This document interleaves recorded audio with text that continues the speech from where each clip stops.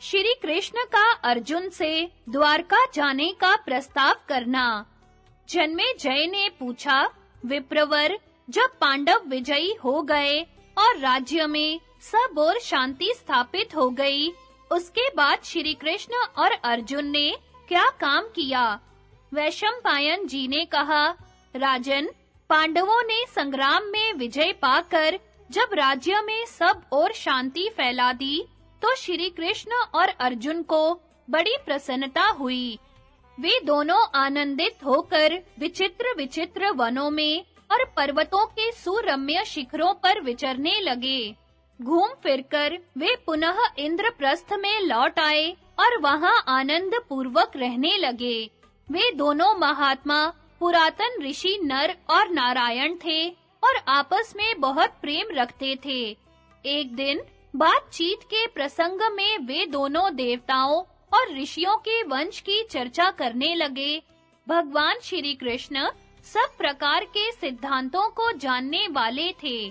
उन्होंने अर्जुन को विचित्र अर्थ और पदों से युक्त बड़ी विलक्षण एवं मधुर कथाएं सुनाई। कथा समाप्त होने पर श्री कृष्ण ने अपनी युक्ति युक्त और कोमल वाणी के द्वारा अर्जुन को सांत्वना देते हुए से कहा, पार्थ, धर्मराज युधिष्ठिर ने तुम्हारे बाहुबल का सहारा लेकर और भीमसेन तथा नकुल सहदेव के पराक्रम से समूची पृथ्वी पर विजय पाई है। आज वे शत्रुहीन भूमंडल का राज्य भोग रहे हैं। यह अकंटक साम्राज्य उन्हें धर्म के ही बल से प्राप्त हुआ है। धृतराष्ट्र के पुत्र अधर्म में रुचि रखने वाले, लोभी, कटुवादी और दुरात्मा थे, इसलिए वे अपने बंधु बांधवों सहित मारे गए।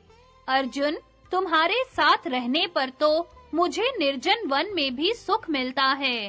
फिर जहां इतने लोग और मेरी बुआ कुंती हो, वहां की तो बात ही क्या है। जहां धर्मपुत्र राजा युधिष्ठिर, महाबली भीमसेन और माद्री नंदन नकुल सहदेव रहते हैं, वही रहने में मुझे विशेष आनंद मिलता है। इस सभा भवन के रमणीय और पवित्र स्थान स्वर्ग को भी मात कर रहे हैं। यहाँ तुम्हारे साथ रहते हुए बहुत दिन बीत गए। इतने दिनों तक पिताजी, भैया बलभद्र जी तथा अन्य वृष्णि वंशियों को मैंने नहीं देखा है। इसलिए अब द्वारकापुरी को जाना चाहता हूँ।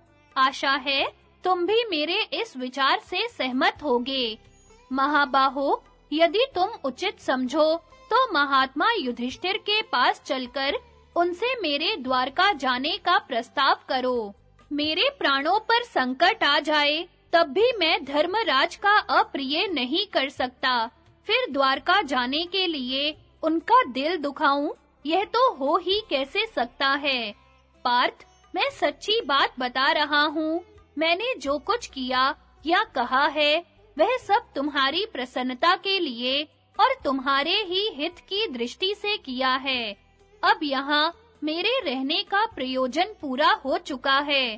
धृतराष्ट्र का पुत्र दुर्योधन अपनी सेना और सहायकों सहित मारा गया तथा समुद्र से घिरी हुई सारी पृथ्वी, पर्वत, वन और काननों सहित धर्मराज के अधीन हो गई।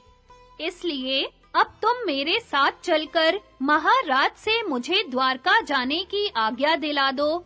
मेरे घर में जो कुछ धन संपत्ति है, वह और मेरा यह शरीर धर्मराज की सेवा में समर्पित है। वे मेरे परम प्रिय और माननीय हैं। अब तुम्हारे साथ मन बहलाने के सिवा यहाँ मेरे रहने का और कोई प्रयोजन नहीं रह गया है। भगवान श्री कृष्ण के ऐसा कहने पर अमित पराक्रमी अर्जुन ने उनकी बात का आदर करते हुए बड़े दुख के साथ उनके जाने का प्रस्ताव स्वीकार किया। अर्जुन का श्री कृष्ण से गीता का विषय पूछना और श्री कृष्ण का अर्जुन से सिद्ध महर्षि और कश्यप का संवाद। जन्मेजय ने पूछा, ब्राह्मण, शत्रुओं का नाश हो जाने के बाद जब महात्मा श्री कृष्ण और अर्जुन सभा में बैठकर वार्तालाप कर रहे थे, उस समय उनमें क्या-क्या बातचीत हुई। वैशंपायन जी ने कहा, राजन, श्री कृष्ण के सहित अर्जुन ने जब अपने राज्य पर पूरा अधिकार प्राप्त कर लिया, तो वे दिव्य सभा भवन में आनंद के साथ रहने लगे। एक दिन स्वजनों से घिरे हुए वे दोनों मित्र स्वेच्छा से घूमते-घूमते सभा मंडप के ऐसे भाग में जा पहुँचे जो स्वर्ग के समान सुंदर था। पांडु नंदन अर्जुन श्री कृष्ण के साथ रहकर बहुत प्रसन्न थे। उन्होंने एक बार उस रमणीय सभा की ओर दृष्टि डालकर भगवान से यह वचन कहा, देवकी नंदन, जब युद्ध का अवसर उपस्थित था, उस समय मुझे आपके महात्म्य का ज्ञान और ईश्वरीय स्वरूप का दर्शन हुआ था, किंतु केशव, आपने स्नेहवश पहले मुझे जो ज्ञान का उपदेश किया था, वह सब इस समय बुद्धि के दोष से भूल गया हूँ। उन विषयों को सुनने के लिए बारंबार मेरे मन में उत्कंठा होती है। इधर आप जल्दी ही द्वारका जाने वाले हैं, अतः पुनः वह सब विषय मुझे सुना दीजिए। वैशंपायन जी कहते हैं, अर्जुन के ऐसा कहने पर वक्ताओं में श्रेष्ठ महातेजस्वी भगवान श्री कृष्ण ने उन्हें गले से लगाकर इस प्रकार उत्तर दिया। श्री कृष्ण बोले, अर्जुन, उस समय मैंने तुम्हें अत्यंत गोपनीय विषय का श्रवण कराया था। अपने स्वरूप भूत धर्म, सनातन पुरुषोत्तम तत्व का परिचय दिया था और नित्य लोकों का भी वर्णन किया था, किंतु तुमने जो अपनी नासमझी के कारण उस उपदेश को याद नहीं रखा, यह जानकर मुझे बड़ा खेद हुआ है। उन बातों को अब पूरा स्मरण होना संभव नहीं जान पड़ता। पांडुनंदन, निश्चय ही तुम बड़े श्रद्धाहीन हो, तुम्हारी बुद्धि अच्छी नहीं जान पड़ती। अब मेरे लिए उस उपदेश को ज्यों का त्यों दोहरा देना कठिन है, क्योंकि उस समय योग युक्त होकर मैंने परमात्मा तत्व का वर्णन किया था। अब उस विषय का ज्ञान कराने के लिए मैं एक प्राचीन इतिहास का वर्णन करता हूँ। इससे तुम्हें श्रेष्ठ एवं स्थिर बुद्धि प्राप्त होगी, जिसके द्वारा तुम परम उत्तम गति को पा जाओगे। एक दिन की बात है, एक दुर्धर्ष ब्राह्मण ब्रह्मलोक से उतरकर मेरे यहाँ आए। मैंने उनकी विधिवत पूजा की और मोक्ष धर्म के विषय में प्रश्न किया। मेरे प्रश्न का उन्होंने बड़े अच्छे ढंग से उत्तर दिया। वही मैं तुम्हें बतला रहा हूँ। कोई अन्यथा विचार न करके इसे ध्यान देकर सुनो। ब्राह्मण ने कहा, मधुसूदन, तुमने सब प्राणियों पर कृपा करके उनके मोह का नाश करने के लिए जो यह मोक्ष धर्म से संबंध रखने वाला प्रश्न किया है, उसका मैं यथावत उत्तर दे रहा हूँ।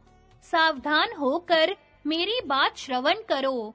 प्राचीन समय में काश्यप नाम के एक धर्मात्मा और तपस्वी ब्राह्मण किसी सिद्ध ब्रह्म ऋषि के पास गए, जो धर्म के विषय में शास्त्र के संपूर्ण रहस्यों को जानने वाले, भूत और भविष्य के ज्ञान विज्ञान में प्रवीण, लोक तत्व के ज्ञान में कुशल, सुख दुख के रहस्य को समझने वाले, जन्म मृत्यु के तत्वज्ञ, पाप पुण्य के ज्ञाता और ऊंच नीच प्राणियों को कर्मानुसार प्राप्त होने वाली गति के प्रत्यक्ष दृष्टा थे।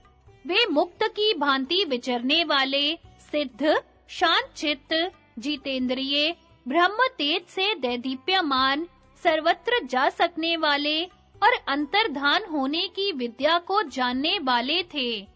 वे अदृश्य रहने वाले चक्रधारी सिद्धों के साथ विचरते, बातचीत करते और उन्हीं के साथ एकांत में बैठते थे। महर्षि काश्यप उनकी उपयुक्त महिमा सुनकर ही उनके पास गए थे। निकट जाकर उन मेधावी, तपस्वी, धर्माभिलाषी और एकाग्रचित्त महर्षि ने उन महात्मा के चरणों में प्रणाम किया। उनमें सब प्रकार की योग्यता थी। वे शास्त्र के ज्ञाता और सच्चरित्र थे। उनका दर्शन करके काश्यप को बड़ा विस्मय हुआ। वे उन्हें गुरु मानकर उनकी सेवा में लग गए और उन महात्मा को संतुष्ट कर लिया।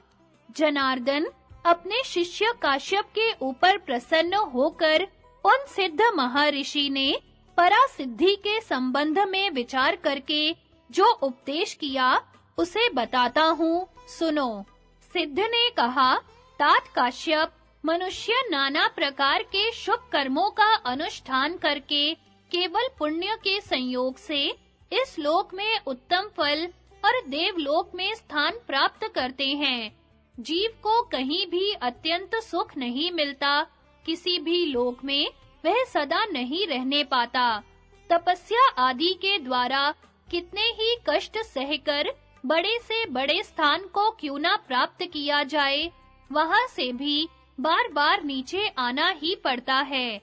मैंने काम क्रोध से युक्त और तृष्णा से मोहित होकर अनेकों बार पाप किए हैं और उनके फल स्वरूप घोर कष्ट देने वाली अशुभ गतियों को भोगा है। बार-बार जन्म और बार-बार मृत्यु का कलेश उठाया है। बहुत से पिता और भांति-भांति की माताएं देखी हैं। कितनी ही बार मुझसे प्रिय जनों का वियोग और अप्रिय मनुष्यों का संयोग हुआ है। जिस धन को मैंने बहुत कष्ट सहकर कमाया था, वह मेरे देखते-देखते नष्ट हो गया है।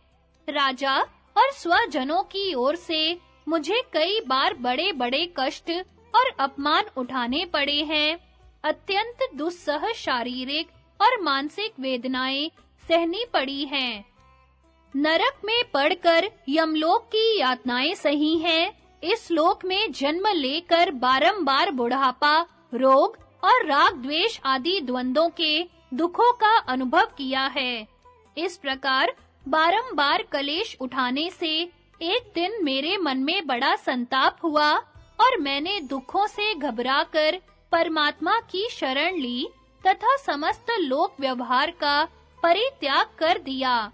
इस तरह अनुभव के पश्चात मैंने इस मार्ग का आश्रय लिया है और अब परमात्मा की कृपा से मुझे यह उत्तम सिद्धि प्राप्त हुई है। अब मैं पुनः इस संसार में नहीं आऊंगा। जब तक यह सृष्टि कायम रहेगी और जब तक मेरी मुक्ति नहीं हो जाएगी, तब तक मैं अपनी और दूसरे प्राणियों की शुभ गति का अवलोकन करूंगा। इसके बाद मैं उत्तम से उत्तम सत्य लोक में जाऊंगा और मोक्ष को प्राप्त कर लूंगा। अब मुझे मर्त्य लोक में नहीं आना पड़ेगा। महामते, मैं तुम्हारे ऊपर बहुत प्रसन्न हूँ। बोलो, तुम्हारा कौन सा प्रिय कार्य करूं? तुम जिस इच्छा से मेरे पास आए हो, उसके पूर्ण होने का यह समय आ गया है। तुम्हारे आने का उद्देश्य क्या है, इसे मैं जानता हूँ और शीघ्र ही यहाँ से जाने वाला हूँ। इसीलिए स्वयं तुम्हें प्रश्न करने के लिए प्रेरित कर रहा हूँ। विद्वन, तुम्हारे उत्तम आचरण से मुझे बड़ा संतोष है। तुम अपने कल्याण की बात पूछो, मैं तुम्हारे अभीष्ट प्रश्न का उत्तर दूंगा। काश्यप, मैं तुम्हारी बुद्धि की सराहना करता और उसे बहुत आदर देता हूँ। तुमने मुझे पहचान लिया है, इसी से कह रहा हूँ कि तुम बड़े बुद्धिमान हो।